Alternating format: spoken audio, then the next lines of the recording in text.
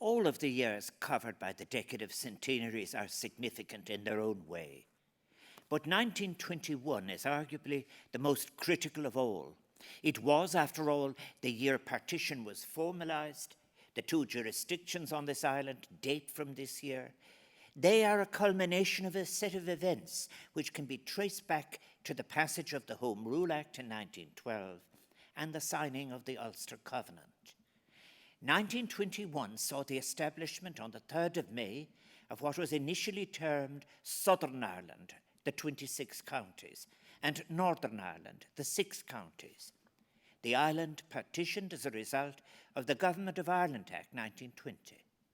The Northern Ireland Parliament had been set up in June 1921, but with Sinn Féin rejecting the Act, it was to be replaced in the south by the Anglo-Irish Treaty of December 1921, which founded the Irish Free State as a self-governing dominion within the British Empire.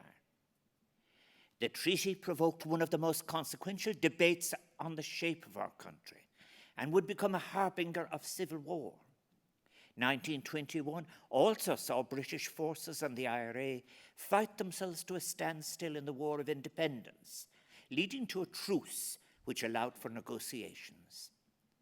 While those are some of the events that made the headlines from 1921, I do realize that on the ground there is an important history that deserves far more prominence than it has received in both Northern Ireland and the Irish Free State. I refer to the efforts, for example, in the labourist tradition, as Henry Patterson puts it, a tradition that consistently sought to achieve advancement for workers, eliminate spurious divisions, and hold the tide against sectarianism. This is a topic which must be addressed in more detail in a future Machnamh seminar.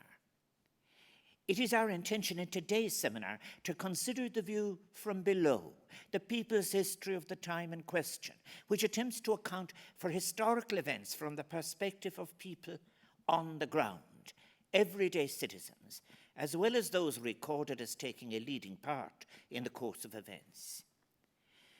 Bottom-up history instills a respect for and attention to people's lives, culture, and traditions. It demonstrates how, under the right circumstances, these aspects provide seeds for mass resistance. It shows how new political cultures based on ideas and values can come to emerge and become hegemonic and even, at times, emancipatory. This feature of the gathering force of demand for change, including the burgeoning movement of resistance from below, is an important element of the historiography of Ireland's independence.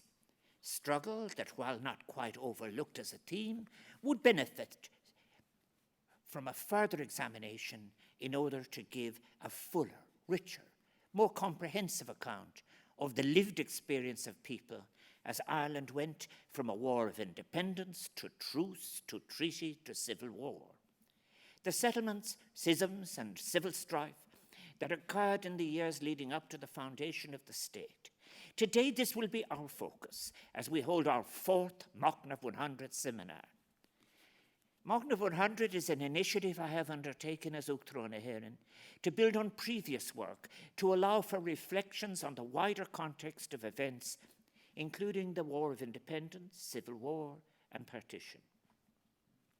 I have invited leading scholars with diverse perspectives to share their insights on the context and events of that formative period of a century ago, and on the nature of the act of commemoration itself. My motivation in convening Machnamh 100 is to address the complexity of the period, to engage in the exploration of influences rather than the assertion of conclusions, and even less the generation of demands.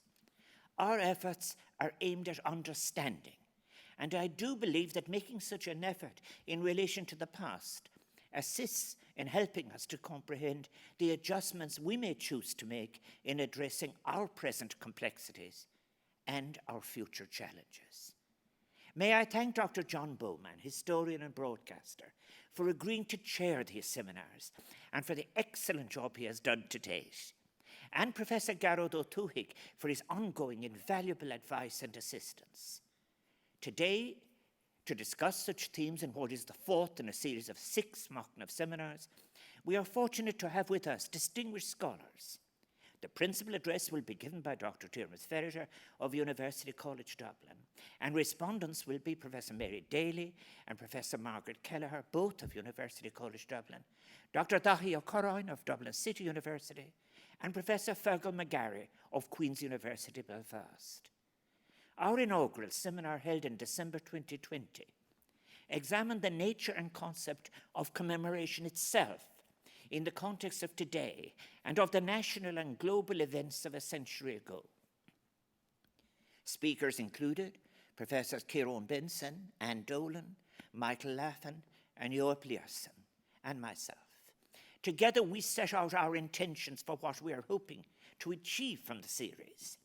In February of this year, I hosted a second seminar which focused on empire, imperial attitudes, and responses as they related to circumstances in Ireland. The main reflection was given by Professor John Horn, who provided an overview of the international context of the events in 1920s Ireland, including the fall of empires and the particular status of the British Empire. There were responses from Professor Ewan O'Halpin, Dr. Mary Coleman, Professor Alvin Jackson, Dr. Niamh Gallagher, and myself. The third Machnamh 100 seminar took place in May this year and was entitled Recovering Imagined Futures. This seminar focused on issues of land, social class, gender, and the sources of violence, and speakers included Dr. Margaret O'Callaghan, Ms. Katrina Crowe, Dr. John Cunningham, Dr. Katrina Clear, Professor Linda Connolly, and myself. I hope you find today's seminar interesting, thought-provoking, perhaps even a further reminder of the value of transacting our shared history on this island. Fáilte Ó Bhíleag.